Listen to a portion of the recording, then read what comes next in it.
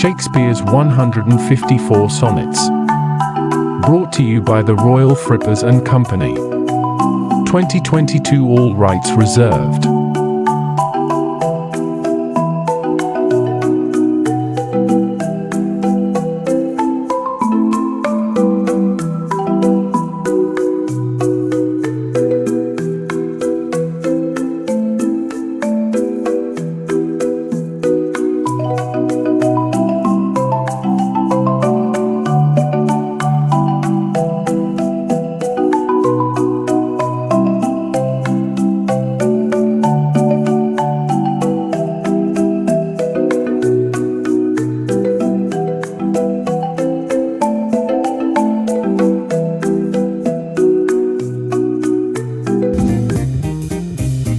Sonnet 141.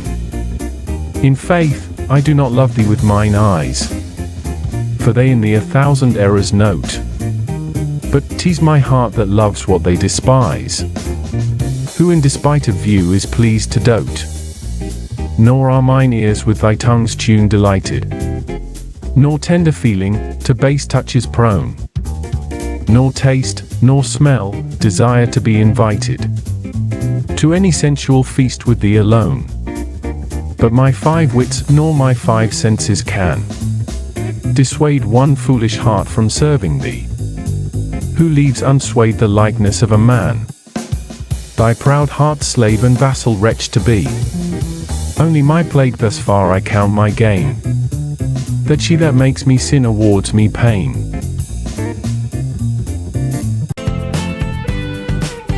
Sonnet 142.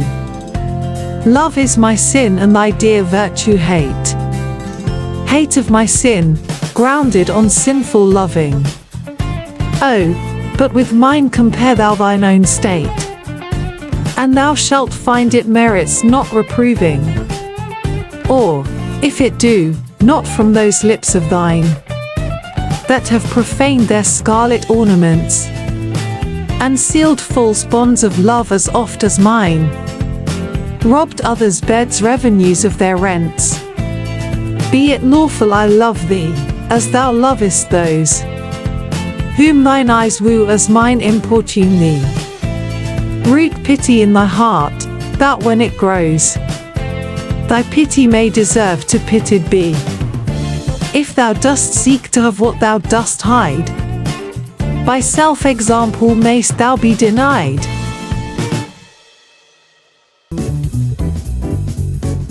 Sonnet 143. Lo, as a careful housewife runs to catch one of her feathered creatures broke away, sets down her babe and makes in swift dispatch, in pursuit of the thing she would have stay, whilst her neglected child holds her in chase, cries to catch her whose busy care is bent, to follow that which flies before her face, not prizing her poor infant's discontent. So runst thou after that which flies from thee, whilst I thy babe chase thee afar behind. But if thou catch thy hope, turn back to me, and play the mother's part, kiss me, be kind. So will I pray that thou mayst have thy will, if thou turn back, and my loud crying still. Sonnet 144. 2 loves I have of comfort and despair, which like 2 spirits do suggest me still. The better angel is a man right fair, the worser spirit a woman coloured ill, to win me soon to hell, my female evil tempteth my better angel from my side, and would corrupt my saint to be a devil, wooing his purity with her foul pride. And whether that my angel be turned fiend, suspect I may, but not directly tell, but being both from me, both to each friend, I guess one angel in another's hell. Yet this shall I ne'er know, but live in doubt, till my bad angel fire my good one out. Sonnet 145. Those lips that love's own hand did make breathed forth the sound that said, I hate, to me that languished for her sake. But when she saw my woeful state, straight in her heart did mercy come, chiding that tongue that ever sweet was used in giving gentle doom, and taught it thus anew to greet. I hate, she altered with an end, that followed it as gentle day doth follow night, who like a fiend from heaven to hell is flown away. I hate, from hate away she threw, and saved my life, saying, not you. Sonnet 146. Poor soul, the centre of my sinful earth, these rebel powers that thee array, why dost thou pine within and suffer dearth, painting thy outward walls so costly gay? Why so large cost, having so short a lease, dost thou upon thy fading mansion spend? Shall worms, inheritors of this excess, eat up thy charge? Is this thy body's end? Then soul, live thou upon thy servant's loss, and let that pine to aggravate thy store, by terms divine in selling hours of dross. Within be fed, without be rich no more. So shalt thou feed on death, that feeds on men, and death once dead, there's no more dying then. Sonnet 147. My love is as a fever, longing still for that which longer nurseth the disease, feeding on that which doth preserve the ill, the uncertain sickly appetite to please. My reason, the physician to my love, angry that his prescriptions are not kept, hath left me, and I desperate now approve. Desire is death, which physic did accept. Past cure I am, now reason is past care, and frantic mad with ever more unrest. My thoughts and my discourse as madmen's are, at random from the truth vainly expressed. For I have sworn thee fair and thought thee bright, who art as black as hell, as dark as night. Sonnet 148. O me, what eyes hath love put in my head, which have no correspondence with true sight? Or, if they have, where is my judgment fled, that censures falsely what they see aright? If that be fair whereon my false eyes dote, what means the world to say it is not so? If it be not, then love doth well denote. Love's eye is not so true as all men's know. How can it? Oh, how can love's eye be true, that is so vexed with watching and with tears?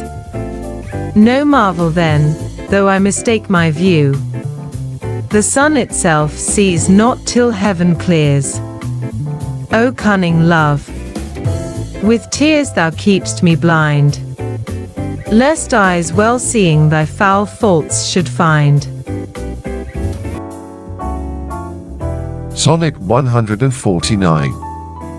Canst thou, O cruel, say I love thee not, when I against myself with thee partake? Do I not think on thee, when I forgot am of myself, all tyrant, for thy sake? Who hateth thee that I do call my friend? On whom frown'st thou that I do fawn upon? Nay, if thou lourest on me, do I not spend revenge upon myself with present moan? What merit do I in myself respect, that is so proud thy service to despise, when all my best doth worship thy defect, commanded by the motion of thine eyes? But, love, hate on, for now I know thy mind. those that can see thou lovest, and I am blind.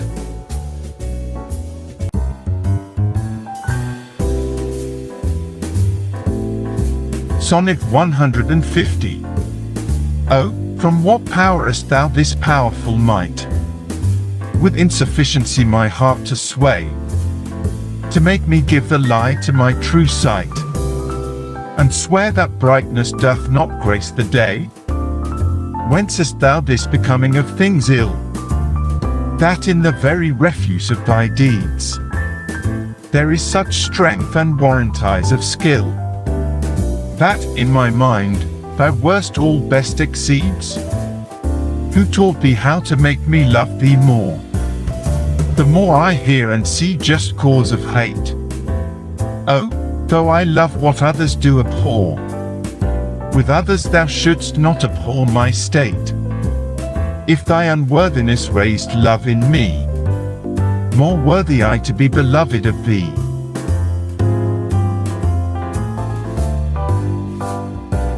Sonnet 151. Love is too young to know what conscience is. Yet who knows not conscience is born of love? Then, gentle cheater, urge not my amiss, lest guilty of my faults thy sweet self prove. For, thou betraying me, I do betray my nobler part to my gross body's treason. My soul doth tell my body that he may triumph in love, flesh stays no farther reason, but, rising at thy name, doth point out thee as his triumphant prize. Proud of this pride, he is contented thy poor drudge to be, to stand in thy affairs, fool by thy side. No want of conscience hold it that I call her love, for whose dear love I rise and fall. Sonnet 152. In loving thee thou know'st I am forsworn, but thou art twice forsworn, to me love swearing. In act thy bed vow broke and new faith torn, in vowing new hate after new love bearing. But why of two oaths breached do I accuse thee?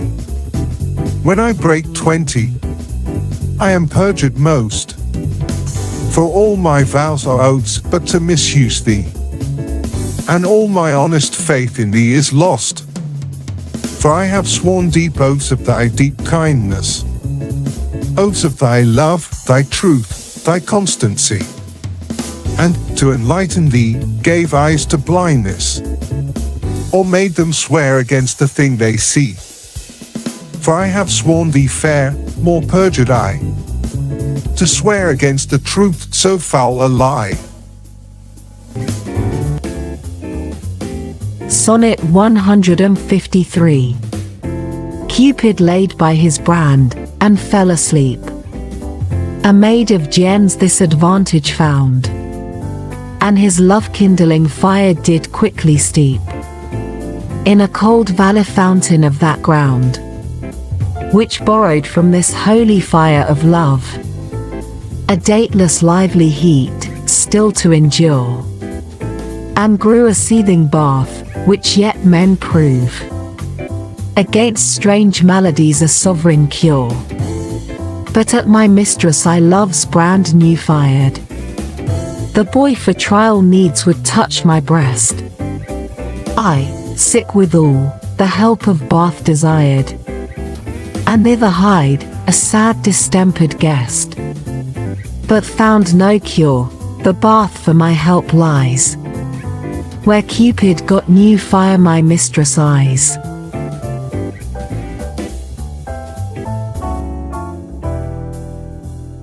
Sonnet 154. The little love god lying once asleep, laid by his side his heart inflaming brand, whilst many nymphs that vowed chaste life to keep came tripping by, but in her maiden hand the fairest votary took up that fire, which many legions of true hearts had warmed, and so the general of hot desire was sleeping by a virgin hand disarmed. This brand she quenched in a cool well by, which from love's fire took heat perpetual, growing a bath and healthful remedy for men diseased. But I, my mistress thrall, came there for cure, and this by that I prove. Love's fire heats water, water cools not love.